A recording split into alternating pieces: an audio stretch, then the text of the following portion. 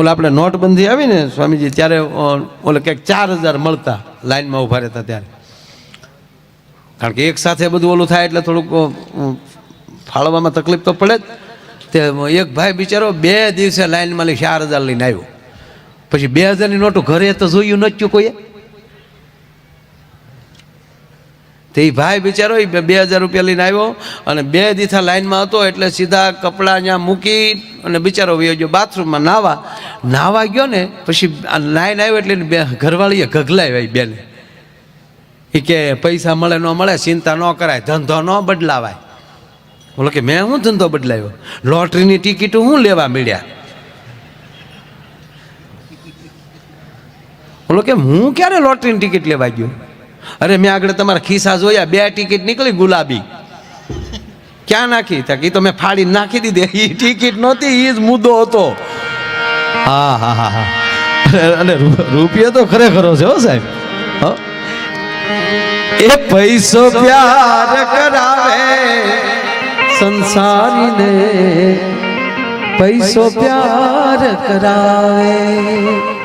એક ભાઈ રોજ સ્વામીજી એકલી લોટરીની ટિકિટ જ લે. અને ભાઈ અભણ, બેન ભણેલા. મૂળથી બેન જ રવાડે ચડાવેલો. કાંઈ કરવું ન પડે, જો એક ટિકિટ લાગી ગઈ હોય ને તો ભાવ સુધરી જાય. ને ઓલે ટિકિટે ચડાવી દીધું.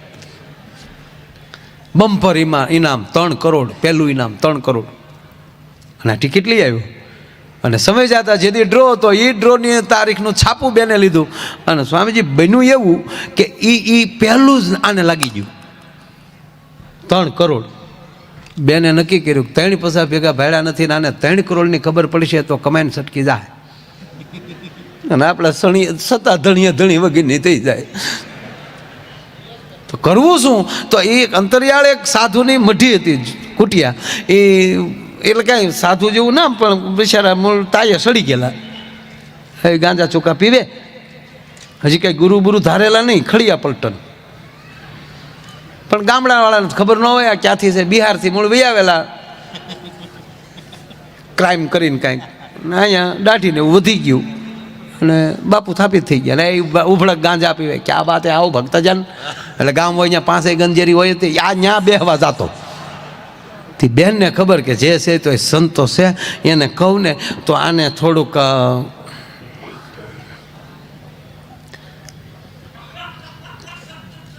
બોલવા દે, પછી દાંત કાઢી. તો એ બેન ત્યાં ગઈ ને કીધું કે બાપુ પ્રણામ. પ્રણામ બેટા, ઓળખતે હો બાપુ? નહીં બેટા, હું નહીં ઓળખતો દીકરી. જો આતા હે ને ઘૂઘू, हाँ એના અમે ઘરવાળા है. घरवाला क्या होता है बेटा? ये घरवाला करता है ना, એને ઘરવાળા કહેતા હે. કારણ કે ઘીરે વાળવા સિવાય કઈ હતું નહીં. થોડા કામ है ને એટલે આવ્યા હે. કે કાંઈ વાંધા નહીં બેટા, કામ ના હો તો બોલો. કે એમાં એવા है કે એમાં કામ એવા है કે हमारा जो ધણી है ને એ हमारा ધણી है, પણ ધણી है ને એ થોડાક લુખે છે. 3 पैसा एक हारे भेगा नहीं छा है. लॉटरी का टिकट लिया था बाबू. अच्छा, लॉटरी का टिकट लिया था? हाँ बाबू, आपकी कृपा से. तो पहला इनाम 3 करोड़. अच्छा, 3 करोड़? ये बापू ही ताड़ी में ले आवेला. हाँ 3 करोड़? हाँ हाँ बाबू 3 करोड़. अने बापू उसको थोड़ा थोड़ा समझा देना. अरे समझाइए कि क्यों समझाने का क्या है? कि इन्हें को 3 करोड़ लग गया. अच्छा, अपने सेवक को 3 करोड़? हाँ बापू, तुम्हारे सेवक को 3 करोड़ लग गया है. उसको डायरेक्ट कहेंगे ने बाबा तो हमारा किधा एवा मानना है सीधा. આવું હિન્દી બોલે પડે બોલ્યો હતો. એ તો સારું બોલ્યો હતો. સપૈયા પ્રોગ્રામ કર્યો ત્યારે. ઓલા કે થોડુંક હિન્દી બોલજો આઈને સમજાય. હા, અને ત્યાંના યાદવો બહુ આવ્યા. એને એમ કે આ માયાભાઈ યાદવ છે તો એ કે આ મુલાયમ કરતાં મોટા આવી છે એવું સમજીને બહુ આવ્યા. મેં કીધું मैं ये लाइन का नहीं हूँ. मेरे को तो बापू तुम उसको समझा देना. कोई बात नहीं बेटा, मैं समझा दूंगा. ला बापू डायरेक्ट 3 करोड़ कहेंगे ना तो कमेंट सटकी जाएगा ना बापू, तो नहीं तुम्हारा रहेगा नहीं मेरा रहेगा. कोई बात नहीं बेटा, चिंता मत करो, तुम जाओ घर पे. દીકરી વહી ગઈ. सेवक आया, आओ गुगेश, क्या चल रहा है? बापू बहुत अच्छा चल रहा है, चलाओ चलम बनाओ. चलम बनावी. गिरनार के सिद्ध, आबू के बाबू, उत्तराखंड के योगी, सलम के सभी भोगी, सलम में सभी अलम, अलख निरंजन.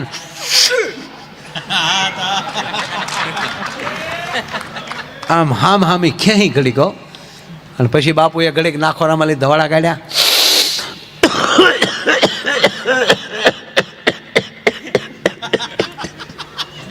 આપણને એમ થાય કે બાપુને ઉધર પૂરી થઈ પણ અધીર સુડી ગઈ હોય. 2 મિનિટ પાણી લાય પાણી નો સલમ પીતા. तो 2-3 शर्ट मारी पशी की तो देखो बोलो गोगो, हाँ बाबू तुम लॉटरी का टिकट ले आए? कहा बाबू ले आए. भोलेनाथ की कृपा के भाई बेटा, लॉटरी का टिकट कौन लेता है? भाग्यशाली लेता है, और सदगुरु की कृपा हो जाएगी बेटा. लॉटरी की टिकट तुझे ही लगेगी बेटा. दांत मत काटना, पग की आटी मत लगाना, सीधा बैठना वरना भैरवा आएगा. हाँ, जरा सीखना, साधु के पास जाना, ही हाँ मत करना, बीड़ी बीड़ी पीना ले. हाँ देखो गुरु, तुमको लग जाए ऐसे हमारी इच्छा है, पर मान लो बेटा कि 3 करोड़ तुझे लग जाए तो तू क्या करेगा? कहीं न हो ने त्यारे उदारता ही बहु हो. बोलो के बापू कहीं से नहीं, पर मान लो तुझे लग जाए तो तू क्या करेगा? बोलो के बापू अर्धा तमारा. तो बापू नी जटा छूटी गई, એને તો ખબર જ હતી લાગેલા છે ડો. 1.5 કરોડ બાપુ નમોના 1.5 કરોડ. માયા મોટી નાગણી, સોરું પોતાના ખાય એમાંથી કોઈ ઉગરે તોય મોટો મણિધર કહેવાય. આ માયા મોટી નાગણી, એની વચ્ચેથી નીકળવા માટે કંઈકનું કંઈક કરવું પડે સાહેબ, અને એ સંત જ કરી શકે. આજ એના મુખેથી આ ભાગવત કથા સાંભળી રહ્યા છો,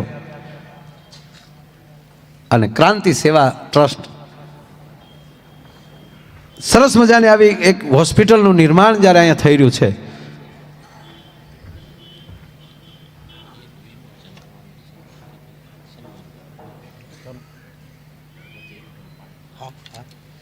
પાકું. હા, અને આ હોસ્પિટલ આ જીવીબેનના નામે જ બનવાની છે.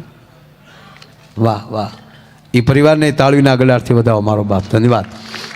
ખરેખર હવે તો હોસ્પિટલો એવી થાય છે કે માંદા પડીને ઘડીક ત્યાં હુવા જાય. હા, શમશાનો કેવા બને. આ લોકોએ બાબુ સ્વામીજી આજે ઓલી શું કહેવાય ને, શું કહો તમે એને, આખરી રથ ને, આખરી રથ, અંતિમ યાત્રા, કેવી સરસ ગાડી બની. આપણે એમ થાય ઘડીક મરી જાય. હે, માણસ કેટલો ફેસિલિટીમાં વયો છે બોલો. ગાડી મરી જાય તો હુતા જાય છે ને. અરે હે રામ હે, પહેલાં હું મારી બસમાં વગાડતો, લક્ઝરી હાલતી ત્યારે, આ ગાડીઓ નહોતી ને ત્યારે. હવે વગાડતા જ માણસ બંધ થઈ જાય. હેરીમાલ નીકળે તો હોય બાપા કોક જો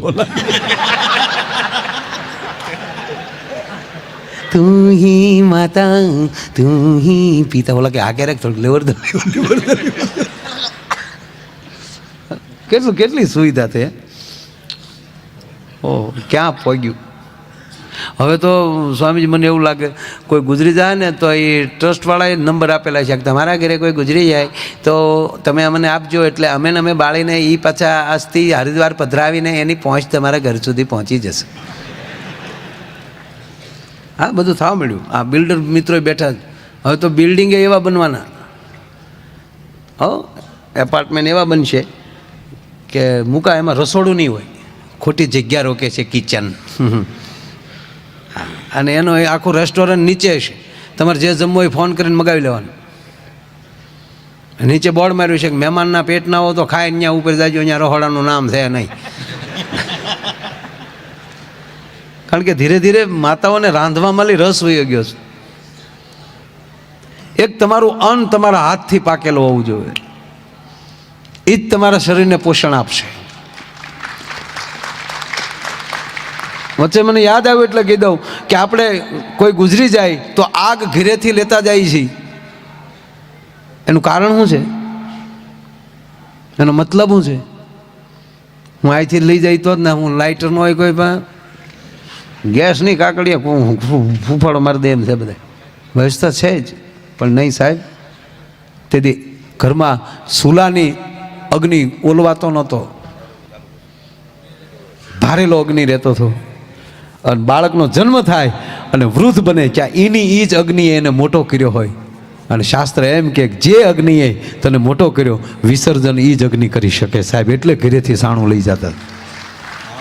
હા, કારણ કે આ 5 ભૂતનું આ ખોળ્યું છે. એક ભાઈના પત્ની ગુજરી ગયા ને,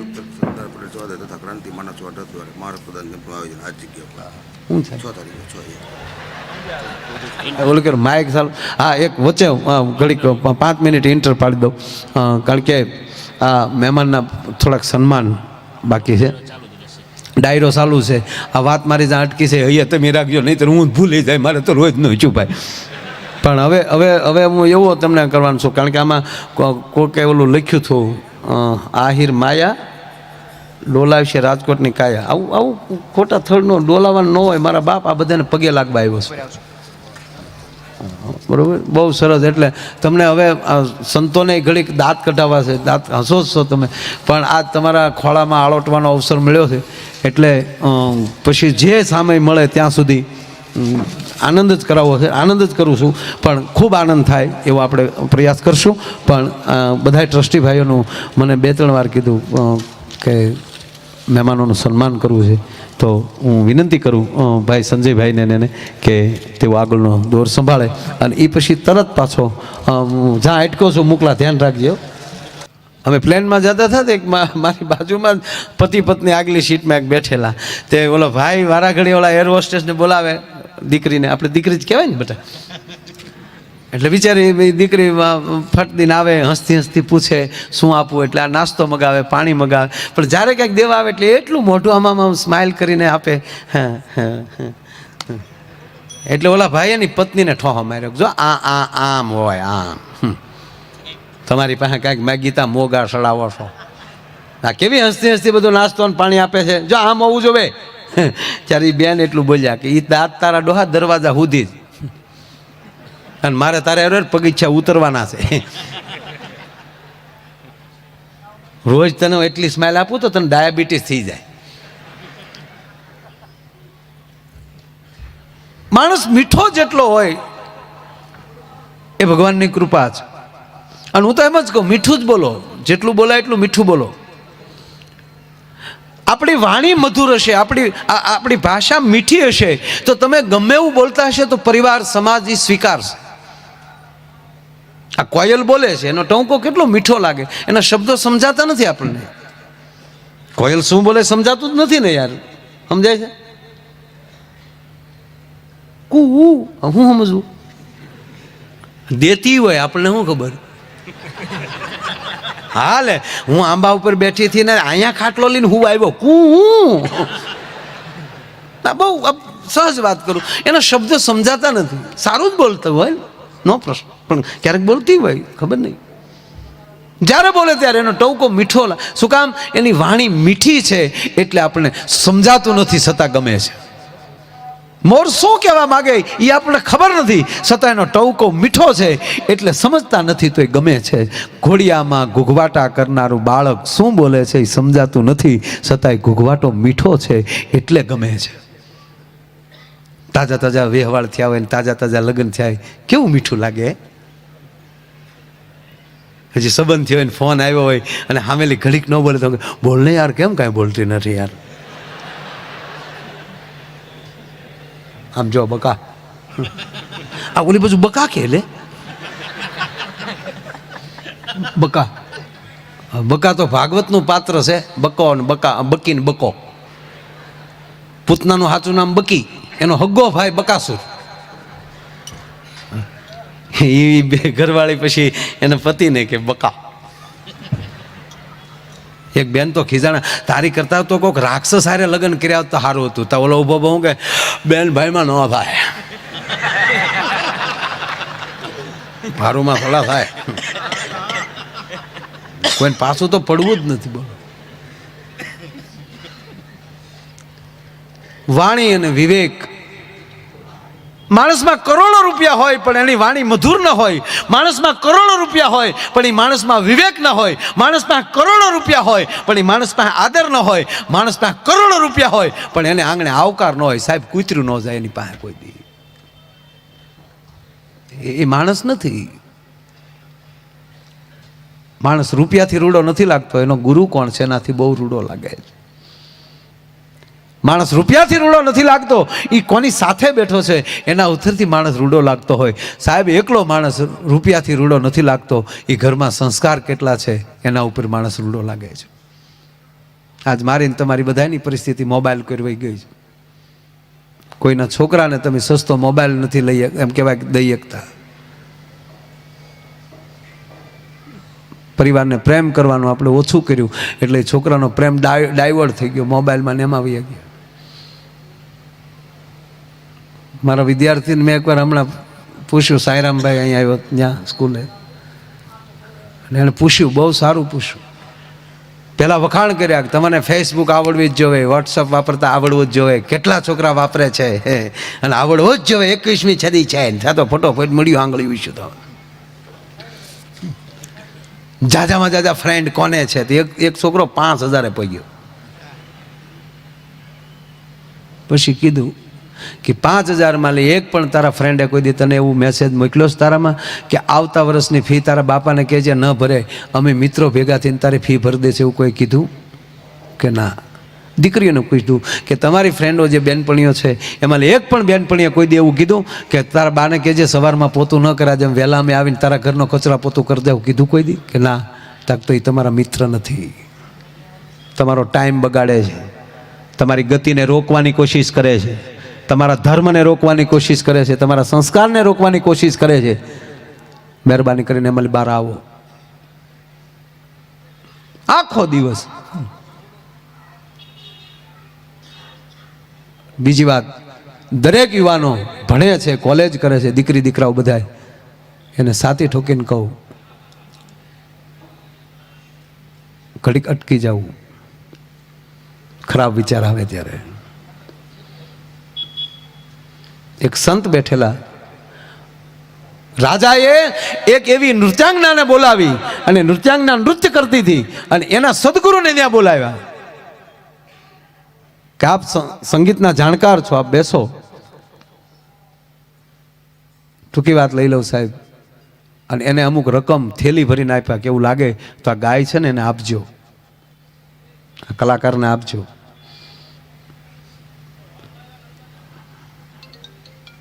ટૂંકી વાત, છેલ્લી કડી ભેરવીને આવી ગઈ અને એમાં એટલું જ કહેવાય ગયું,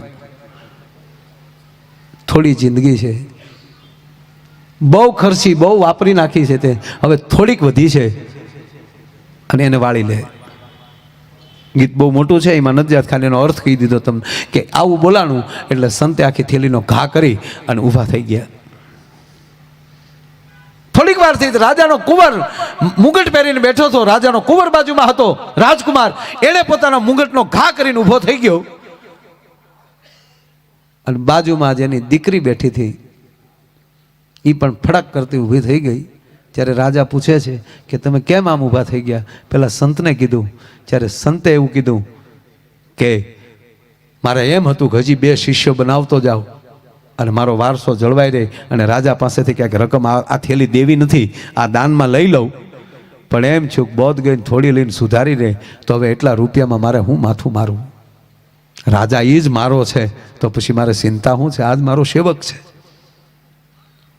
દીકરીને કીધું, દીકરીએ કીધું કે તમે મારો સંબંધ નહોતા કરતા, મારી બુદ્ધિ બગડી ગઈ હતી અને અશ્વપાલના દીકરા સાથે આજે હું ભાગી જવાની હતી, પણ એમ થયું કે જિંદગીમાં થોભી જા, સવારી લે અને મેં નક્કી કરી લીધું કે મારો બાપ જે કરતો હશે મને ભરોસો છે.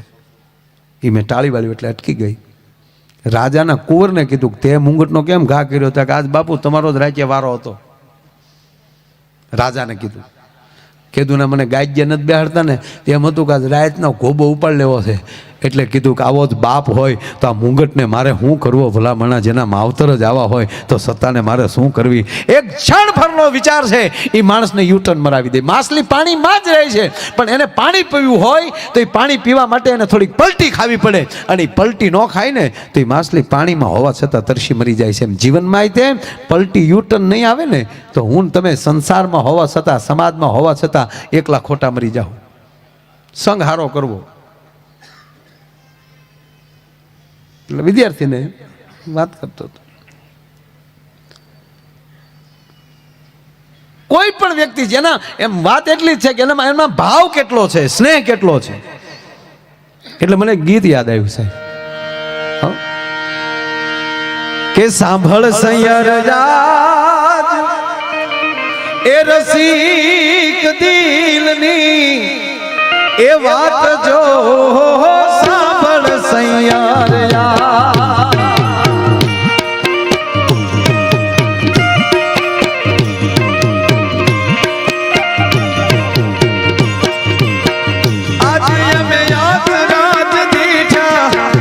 રૂપથી ગુણવાલા રે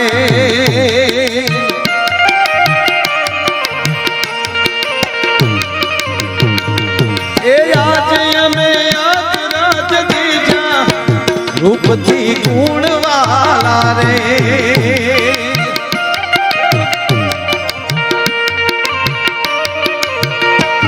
એ સાંભળ સૈયર યાદ સાંભળ સૈયર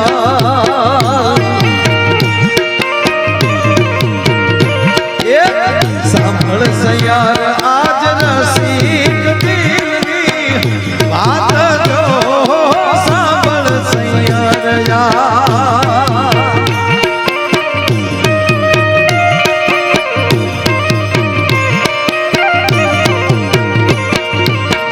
આજે અમે યાદ રાત દીઠા રૂપથી ગુણવાલા રે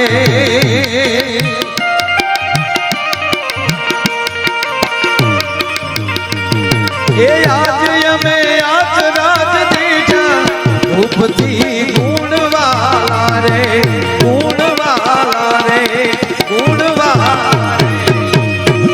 સાંભળ સૈયર આજ રસિક દિલની વાત જો આજ અમે અચરજ દીઠા રૂપથી ગુણવાલા. માણસમાં વાત એટલી છે ગુણથી વખણાય છે.